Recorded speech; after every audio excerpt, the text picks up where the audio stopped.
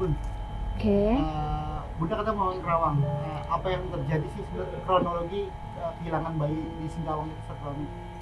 Gini, setelah tadi Bunda lihat seperti apa kejadiannya, anak itu ternyata memang dibawa oleh makhluk seperti kunyang ya, seperti begitu. Jadi ada makhluk gaib yang memang kalau Bunda lihat ada satu perjanjian antara makhluk gaib. Bisa hilang juga ya, Bun, di dalam kamar tiba-tiba hilang gitu ya? Ya, bisa saja. Jadi tidak harus di kamar saja karena memang ini kan bayi masih umur 1 tahun ya, sekitar kurang lebih 1 tahun. Jadi dia bisa saja diambil dimanapun. Memang kunyang ini, makhluk gaib ini bisa mengambil dia dari tempat anak tersebut berada. Ya, sebetulnya masih yang melakukan, kalau seperti di Bali mungkin leak ya. Jadi dia melakukan pesugihan, dan pesugihan ini membutuhkan tumbal. Jam 4 pagi akhirnya ditemukan kan Bu, di pataran itu, di pataran masjid, dan sudah kondisi tak bernyawa. Dan itu kenapa gitu? Ya, Jumat pula lagi. Jumat. Jadi seperti ini. Pada saat diambil dia merasa aman karena waktu juga memang yang Bunda lihat sudah hampir 3:30, jam 3:30 lah ya. Pada saat anak ini diambil oleh gaib yang Bunda lihat bentuknya dia seperti kepala yang seram, perempuan, rambutnya panjang, tapi ininya terlihat ya, kedalamannya tuh terlihat. Pada saat dia dibawa seperti itu, kemudian dia mendengar suara azan. Karena pas subuh, mendengar suara azan itu, makhluk seperti itu sudah tidak akan ada lagi di berkeliaran seperti itu ya. Nah, jadi makhluk tersebut meninggalkan anak tersebut di masjid karena memang pas kebetulan lewat di masjid tersebut seperti itu.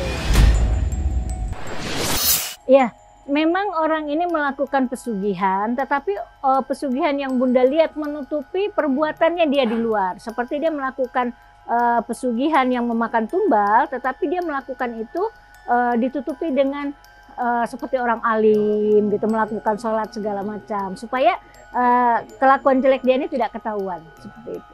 Yang ini korban yang itu rata-rata bayi atau gimana? Nah, untuk korban ini biasanya anak umur 1 tahun ke bawah bisa satu, yang kedua orang hamil. Nah, orang hamil ini kemudian orang yang baru melahirkan. Nah, seperti itu. Jadi kadang ada suka janin yang hilang di dalam perut. Biasanya hal itu dilakukan oleh makhluk seperti itu. Gitu. Jadi kalau lebih dikenalnya pindah janin ya. Katanya pindah janin oleh dukun-dukun yang bisa melakukan pemindahan janin. Tapi pada dasarnya hal tersebut dilakukan oleh makhluk halus atau makhluk gaib yang memang melakukan perjanjian. Nah, perjanjian mungkin pesugihan, tapi ya biasanya kebanyakan pesugihan. Nah, jadi mereka itu dijadikan tumbal. Dan untuk yang masih di dalam perut, biasanya akan menjadi jabang krek. Jabang krek itu seperti makhluk halus, tapi masih kecil, yang bunyinya seperti anak ayam. Nah, itu apabila kita mendengar suara itu, itulah bayi yang di dalam perut yang diambil nyawanya oleh makhluk tersebut. Dalam arti anak usia setahun itu juga bisa anak tumbal juga. Ya, jadi kalau tumbal itu, bayi itu terhitungnya adalah 1 tahun. 1 tahun ke bawah itulah tumbal yang diminta oleh makhluk dari alam gaib yang mereka mengadakan perjanjian. Nah, jadi gini, orang-orang yang meninggal ya oleh kunyang, biasanya yang diambil itu adalah energi orang tersebut. Jadi energinya diserap, ditarik, bisa juga darah, ya, bisa juga melalui darah, bisa juga melalui energi yang keluar dari si korban. Jadi kalau orang sudah ditarik korban nyawa, bukan nyawa ya, darahnya disedot, atau mungkin energi yang dalam tubuh kita ini disedot, ya sudah. Jadi tinggal tubuhnya saja, nyawanya sudah melayang. Ya, yang Bunda lihat anak ini yang ditarik adalah energinya. Jadi energi anak ini diambil, kemudian sukma dari si bayi ini pun diambil sama dia. Jadi sukma inilah yang membawa energi. Nah, energi ini dibawa oleh si penumbal supaya bisa menambah harta ya, menambah harta dia. Jadi setelah menumbalkan hartanya akan bertambah.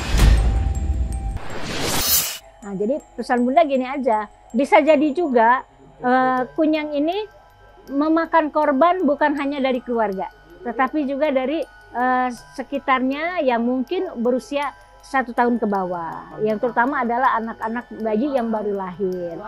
Jaga mereka dengan biasanya kan ada tuh kita penangkal seperti itu. Jadi berilah anak-anak kita tuh penangkal. Selain juga dengan ayat-ayat suci Al-Quran, memohon kepada Allah, tentunya ada ayat penangkal-penangkal yang digunakan, yang dipercaya oleh orang-orang sana ya untuk melakukan penangkalan. Bagaimana caranya supaya terhindar daripada korban berikutnya. Kan manusia ini kan ada 3 bagian, ada raga, ada ruh, ada jiwa. Kalau untuk ruh sudah pasti kembali ke alam ruh ya, tidak akan berkeliaran kemana-mana. Dan untuk raga ya sudah ditemukan kan, sudah ada bangkainya atau mayatnya. Nah, ya kemanakah ini jiwa? Nah, tadi di atas tadi Bunda bilang bahwa jiwa bayi ini sudah dikorbankan, sudah diserap oleh makhluk tersebut. Bisa saja makhluk tersebut menyerap si bayi ini, aura si bayi ini, power si bayi ini, agar dia menjadi kembali muda. Bisa saja dia melakukan pertapaan ya kan, supaya untuk menjadi lebih muda lagi, menyempurnakan wujudnya. Enggak juga sih, karena ini kan sudah mayat ya. Monggo silahkan dikebumikan saja seperti layaknya biasa. Kalau memang dia Islam ya secara Islam, kalau dia Kristen ya secara Kristen, atau secara agama lain, seperti itu aja.